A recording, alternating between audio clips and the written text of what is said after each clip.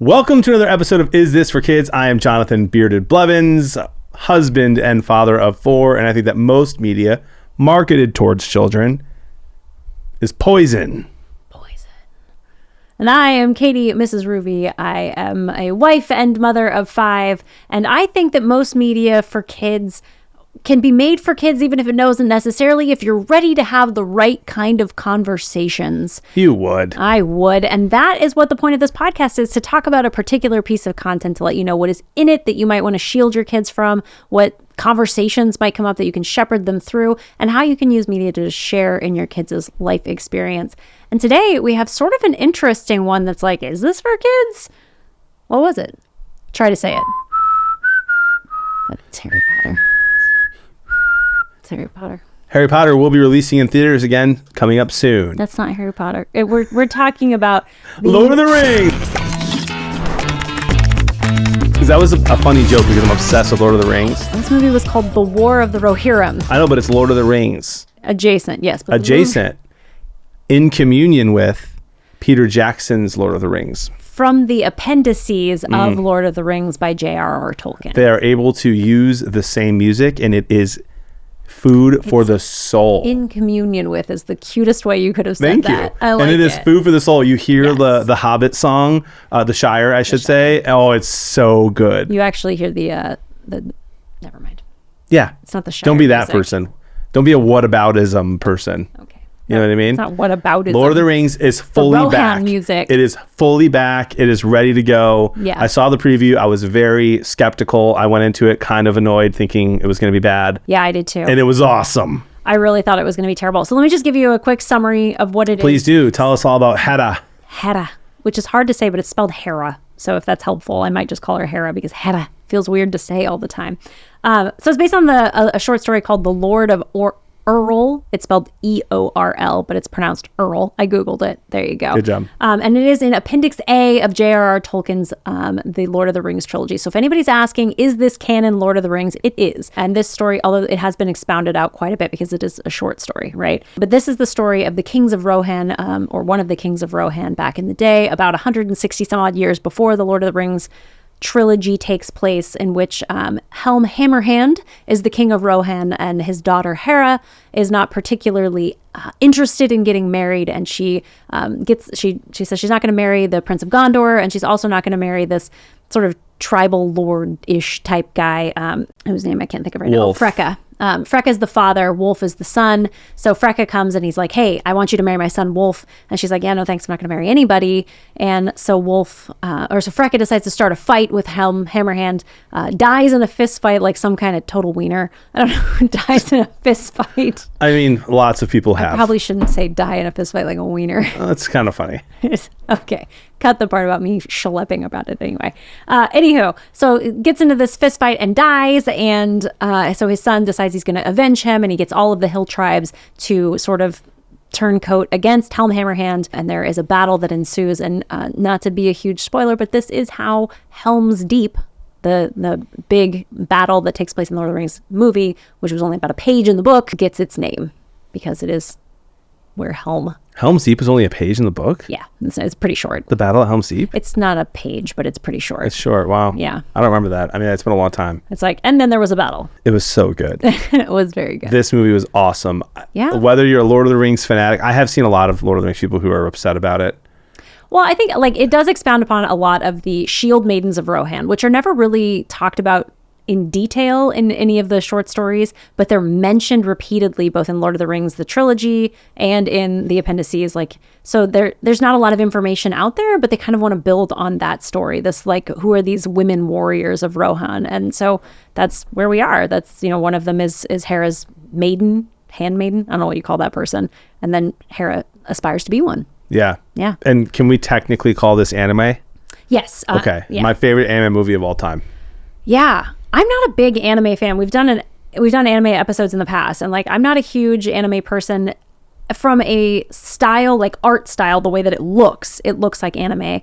From a storytelling perspective, it doesn't have that same feel. It's much more like a European legend. Yeah, 100%. Yeah.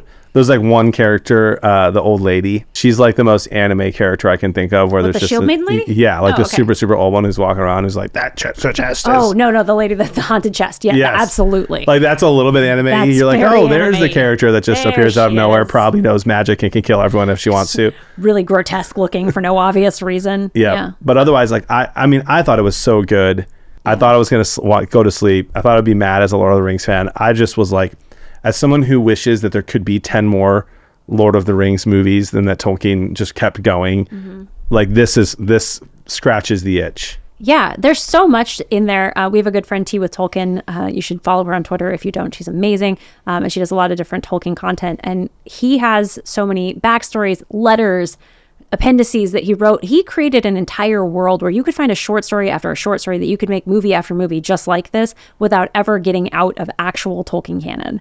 It's really very cool. I love that. Was she a fan of the movie? She did like it. Yeah, she really liked it a lot. Yes. So Okay. I went back and checked her tweets to like make sure before I referenced her, but she did. Smart. Now, from a parenting perspective, this movie was rated PG-13. What Yep. is there in there that you would shield your kids from? I mean, the violence is really the only issue. There's some peril, some violence, the burning of villages. That's about it, right? I mean, there's no language. Yeah, for me, it does hit one of my least favorite things in a movie, which is decomposing bodies. There is an animated decomposing body at one point, which is not my favorite at all. When? Right before the Oliphant shows up, there's a guy, and then they're like, he's a Beastmaster. And, Oh, like his body had yeah. been picked clean by the birds. Yeah, that was weird. But again, it is animated. So there is blood. There's a guy that gets shot through the neck with an arrow, which there were no children in the theater when I watched this, but the theater was full because they only had one showing a day when I went to see it. The whole theater was full, and there was verbal shouts when the man gets shot through the throat.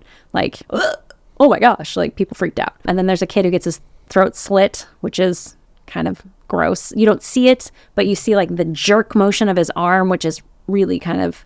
That part to me was the darkest part of the whole thing. But there were a couple of kids in the theater when I saw it too. But there were not two because you didn't have any in yours, but there were a couple of mine.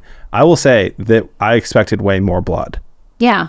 Like, and especially I've seen animes before where like the blood is a part of it and it's super graphic. It was not as graphic as I thought it could have been.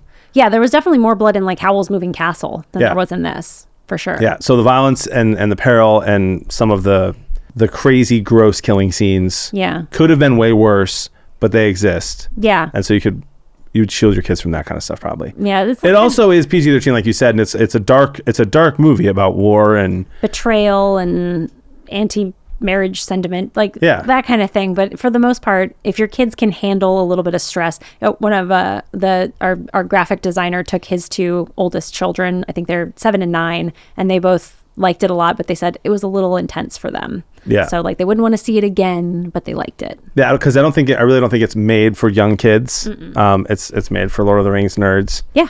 And probably people who like anime. Loved it. So Shepherd-wise, are there any themes that come in here that you think would be good for a kid to discuss? Maybe an older teen? What was the movie that we watched on Netflix about the dragon? With Damsel. Damsel. Yeah.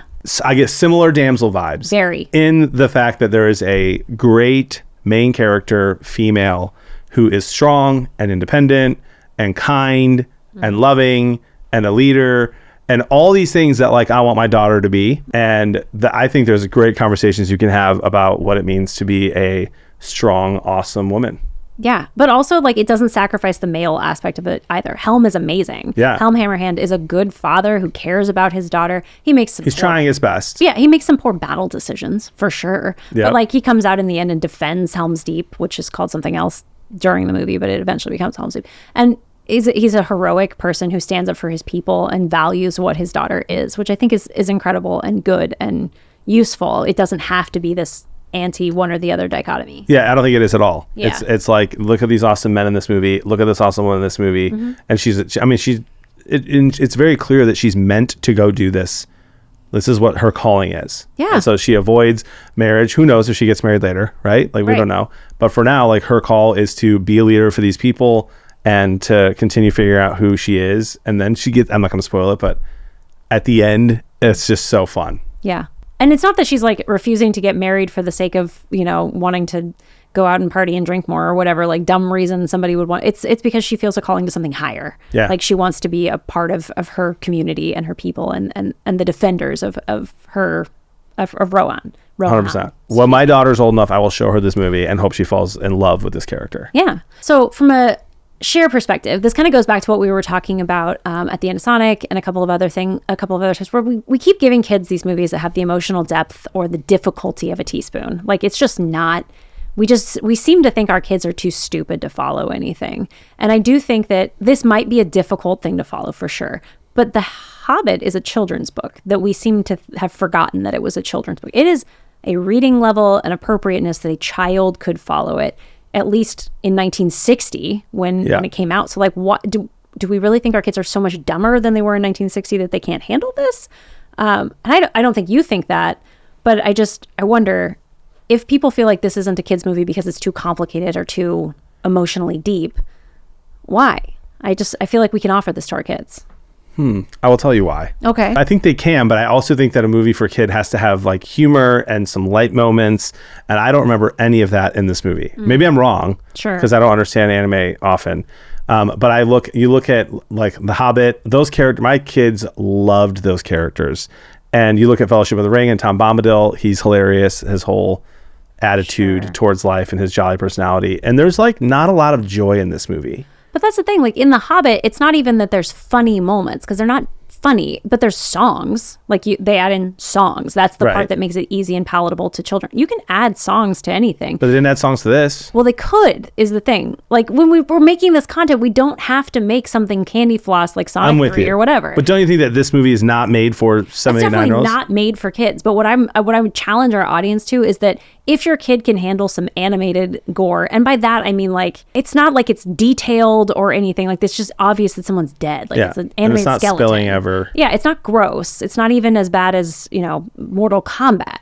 But if you think your kid can handle that or a little bit of a stressful situation, give it a try. Like give your kid the opportunity to see something a little bit more challenging to them. We can't just keep letting your kid read Dogman well into the 6th grade. Eventually, they have to switch to The Outsiders. I'm with you. Yes. My kids, I found out, do read Dogman. That's a whole story I've told once before on this podcast. I am going to die if we have to watch But my kids are young still, and I don't think they're reading any more Dogman. I will say this. You are right in that this is, there are not that many movies these days being made for kids that allow a kid to get completely lost in the lore and the lore of it. And this is that for sure. Yeah. This is like I could show this to my 9-year-old and see him being like, wow, this is nothing like anything I've watched before. Yeah. And really cool. Is there another one? Yeah. Can we watch that next? And I think you're right there. That's great. I want to see the people challenge their kids to become more interesting people than just what's being handed to them. And I think this is a great movie to add it to. All right, what age would you say this is appropriate for? You just said what my number one hot take in the world right now. What? I've said it before on the show. Like with children, not with social media and everything's cool to everyone. Like everyone thinks that the same exact things are awesome and the same memes and all these kids because they all know it. And we need to be more interesting. Yeah. I tell my kids that all the time when they're like skibbity riz, and I'm like, don't be that guy. You can be interesting and cool and funny without using skibbity language. Or you can do both. Honestly, if you have a mature kid, I could see an 8-year-old watching this, and I have a 9 and 8-year-old, and like if Jody was cool with it, I'd probably show them this one. Why not? See what they think, have a good conversation afterwards about some of the violent stuff, because they've never seen anything violent like this. Yeah. But also like it's animated and it's old. It's a tale. Yeah. Like you said, it's very much like an old tale. And I think that's cool. We just need more of that in life. So I'm going to go with 8 or 9. Absolutely. Cool. I think I'm with you. I would say probably 7 or 8. Like I said, I have a friend who took a 7-year-old and they thought it was just a little too intense, but it's a particularly sensitive 7-year-old. So like maybe 7 or 8, I think would be fine. Yeah. I will say there are some scary characters I forgot about if your kid is really sensitive, like some monsters, but they're animated. And they're elephants. Like honestly, Scooby-Doo could be scarier. Well, yeah, and that like the person that I know that took the 7-year-old, our graphic designer guy, he said he immediately looked at his daughter when the Oliphants came on the screen, and he's like, "Oh no, this is going to go badly." And she was like, "No, look at that, that's amazing!" Like she was into it. Yeah. So, and also the chair was rumbling because they weren't in IMAX.